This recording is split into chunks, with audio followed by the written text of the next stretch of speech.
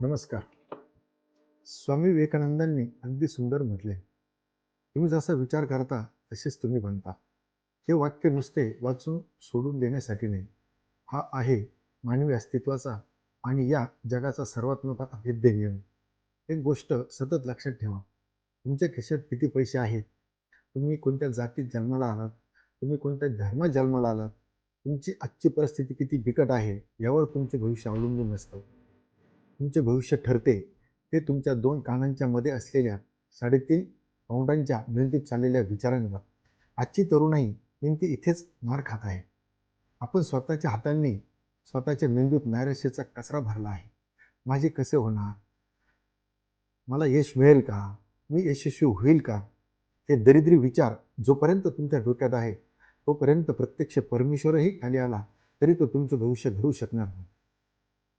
विचार हे एक लोहचुंबकासारखे असते. तुम्ही स्वतःबद्दल जसा विचार करता तसेच तुम्ही बनत असता. जर तुम्ही स्वतःला राजा समजू लागलात तर आज ना उद्या समाज तुम्हाला मुजरा केल्याशिवाय राहणार नाही. नमस्कार.